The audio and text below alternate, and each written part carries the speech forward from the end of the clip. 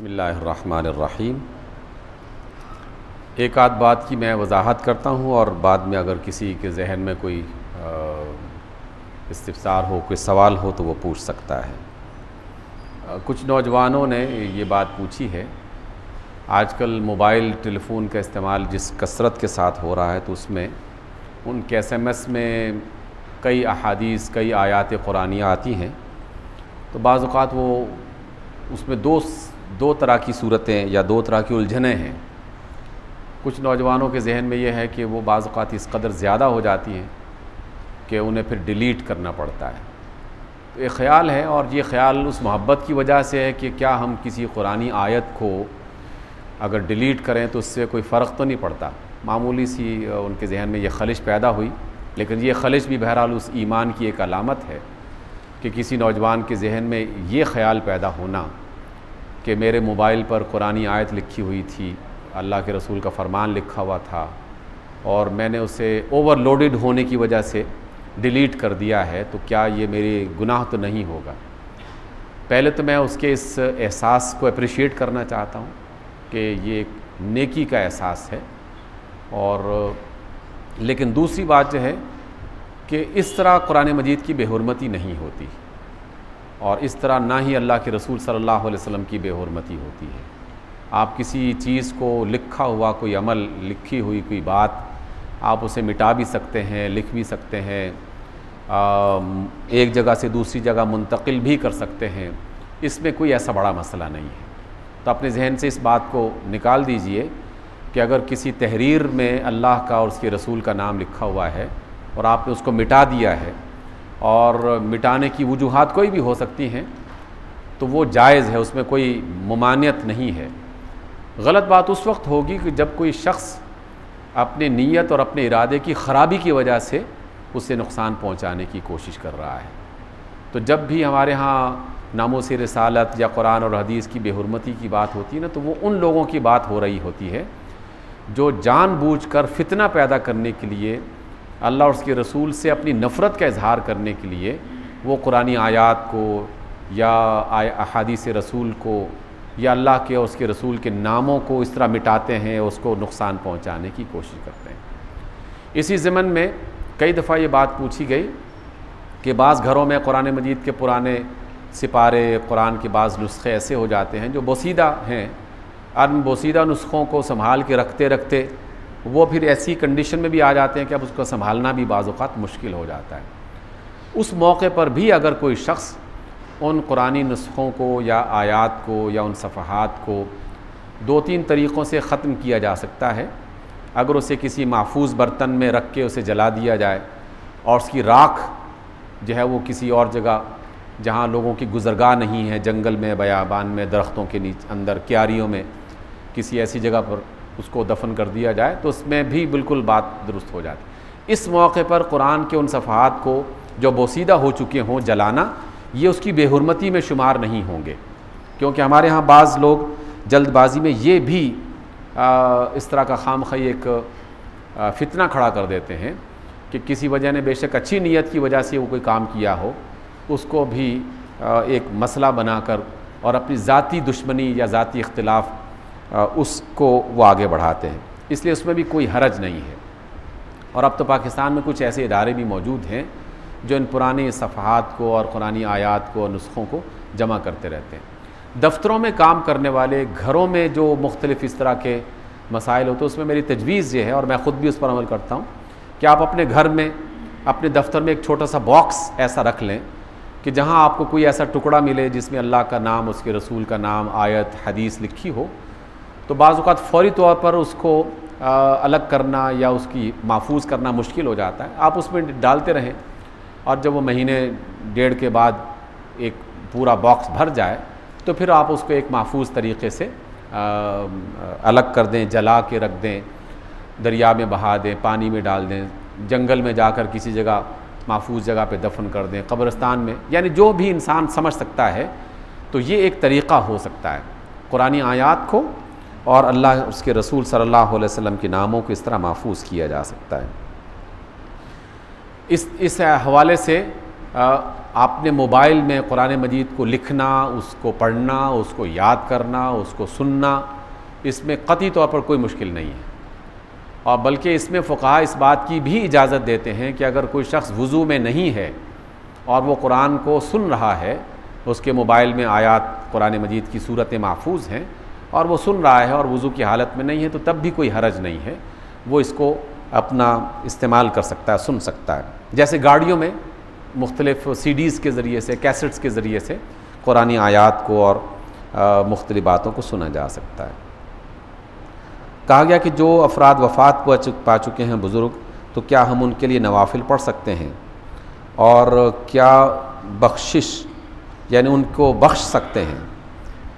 देखिए, जहाँ तक मेरे मुताले का है ताल्लुक़, तो मैंने अब तक जो पढ़ा है, किसी भी फौत हो जाने वाले फ़र्द के लिए आप कोई भी नेकी और खैर का काम कर सकते हैं, जिसमें ख़ुद नवाफिल का अहतमाम भी मौजूद है, जिसमें नफली रोज़े भी रखे जा सकते हैं, जिसमें हज बदल भी किया जा सकता है, जिसमें सदका भी दिया जा सकता है, जिसमें क़ुरबानी भी की जा सकती है।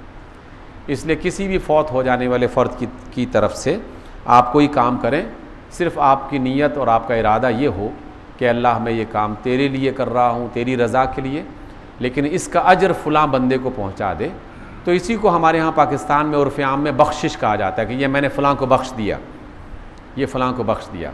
इसका मतलब ये नहीं है कि वो बंदा ख़ुद बख्श रहा है, दर हकीकत ये अपनी मोहब्बत का इजहार है कि मैं ये काम कर तो अल्लाह की रज़ा के लिए रहा हूँ, लेकिन मैं इस काम की बरकत, इसका अजर, इसका सवाब अपने फ़लाँ भाई, बुज़ुर्ग, बहन को पहुँचाना चाहता हूँ, उस्ताद को पहुँचाना चाहता हूँ, तो इस नीयत से यकीनन उसको ये बात पहुँचेगी।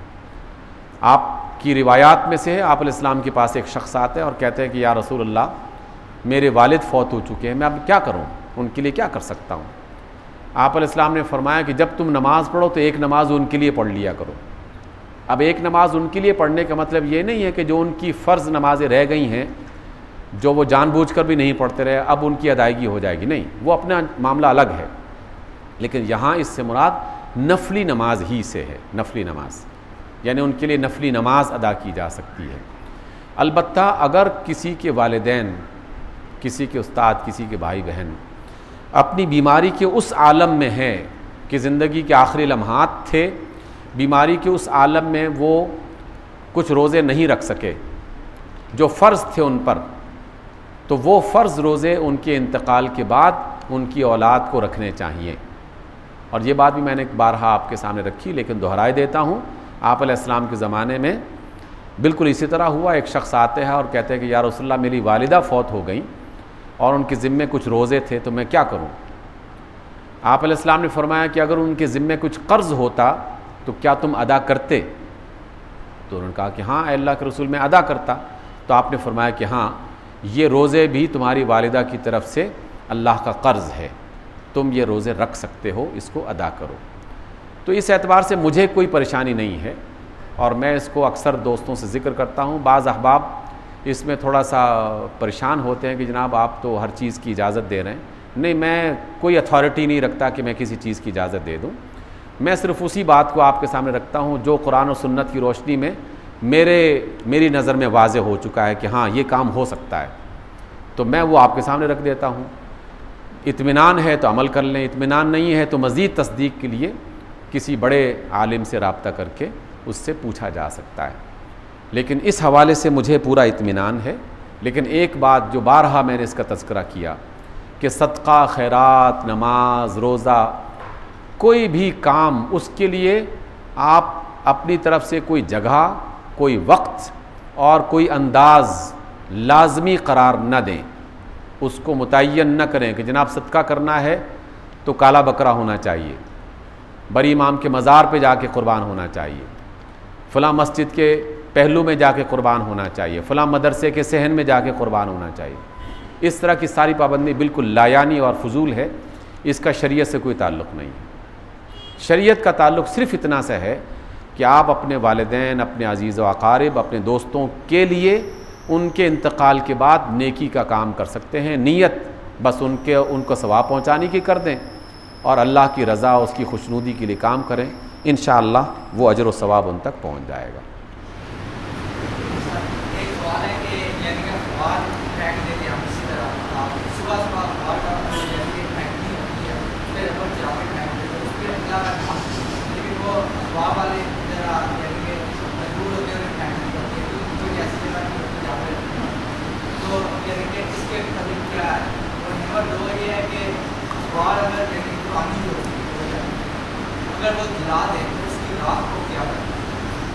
देखिए, आपने सही बात की तरफ निशानदेही की।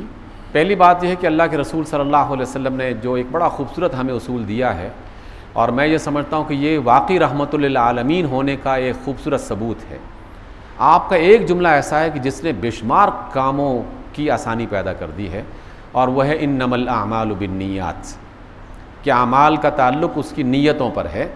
जो शख्स जो काम जिस नीयत से कर रहा है उसके मुताबिक उसे सज़ा या जज़ा मिलेगी। और मैं नहीं समझता कि कोई अखबार फेंकने वाला इस नीयत से अखबार फेंकता है कि इसमें अल्लाह का और उसके रसूल का नाम लिखा हुआ है और मैं उसे उछाल के फेंक रहा हूँ। वो महज एक अखबार के हवाले से उसको फेंकता है। उसकी नीयत में चूँकि ये नहीं है, इसलिए उसको गुनाह का हवाला तो नहीं है। अलबत्ता जिसके जहन में ये ख्याल पैदा हो गया तो उसको ये चाहिए कि वो अपने घर में कोई ऐसी जगह मुतय्यन कर दे, अखबार वाले से रब्ता कर ले, भाई अखबार डालना तो इस बॉक्स में डाल दिया करो। वो अपने घर के दरवाजे पर एक छोटा सा बॉक्स बना दे, और जो भी अखबार हो, लेटर बॉक्स जिस तरह हम डालते हैं, कोई मैगज़ीन, कोई अखबार, कोई इस तरह की कोई चीज़ आए, और ख़ास तौर पर मैगज़ीन्स में इसका अहतमाम ज़रूर होना चाहिए कि वो उसमें डाल दिया करेगा। ये एक महज़्ज़ब तरीक़ा भी है। देखिए, दुनिया में जो महज़्ज़ब मुआशरे हैं वो हर चीज़, छोटी छोटी चीज़ का ख्याल रखते हैं। आप जापान में चले जाएं तो किसी जापान के शहर में, किसी घर में आपको ऐसा नहीं आप दिखाई देगा कि अखबार वाला आया और मैगज़ीन वाला आया और उसने उछाल के फेंक दिए घर में यूँ करके। बाकायदा हर घर के सामने बॉक्स लगे हुए हैं। वो बंदा आएगा और वो आपकी डाक, आपकी चीज़ उस बॉक्स में डाल देगा। ये लिखी हुई हर तहरीर की तकरीम है, उसकी इज़्ज़त है। चाहे उसके अंदर आम चीज़ें क्यों ना लिखी हों, तो ख़ुद तहरीर को बड़ी इज़्ज़त देनी चाहिए, क्योंकि लिखा पढ़ा होना ये अल्लाह ताला की नेमतों में से एक बड़ी नेमत है। इसलिए अपने घरों में इस बात को, यानी एक कल्चर है ना, उस कल्चर को फ़रोग़ दिया जा सकता है। हम अपने घरों में एक बॉक्स बना दें और अपने अखबार वाले से, मैगज़ीन वाले से कहा जाए ना, जनाब इतनी देर लगती है, चंद सेकंड्स, आप बजाय इसके को उछाल के उसको कभी क्यारी में, कभी बारिश में, कभी वो अखबार भी ख़राब होता है अक्सर औक़ात, तो उसमें इस कल्चर को फ़रोग़ देना चाहिए। और मैं समझता हूँ कि इस नौजवान ने बिल्कुल सही निशानदेही की है। हम इसके ज़रिए से छोटे छोटे कामों से आगाज़ करें और पूरा मुआशरा बेहतरी की तरफ इंशाअल्लाह गामज़न होगा। और अगर कोई अखबार आप इस्तेमाल में लेके आते हैं तो उसको भी फिर जला के उसका इसी तरह अहतमाम कर सकते हैं। यानी ये आपकी तरफ से उस तहरीर और उस अखबार की तकरीम और इज़्ज़त होगी कि आप उसको यूँ यानी रद्दी के टुकड़े में फेंकने के बजाय उसको जला दें या उसका अहतमाम कर लें। हम अपने घर में हर दफ़ा इस बात का अहतमाम करते हैं कि जो भी अखबारात होते हैं या जो भी तहरीरें, चूँकि मेरा काम ही लिखने पढ़ने का है, तो वो हर दूसरे हफ्ते बहुत बड़ी तादाद में जमा हो जाते हैं। तो हमारे घर वालों का एक काम ये भी है कि हफ्ते के बाद वो सारी चीज़ें बाकायदा जलाना, फिर उसको हिफाजत के साथ कहीं, तो ये छोटा सा अहतमाम है। इससे इंशाअल्लाह आपकी उस नीयत की अच्छाई की वजह से आपको इसका अजर मिलेगा।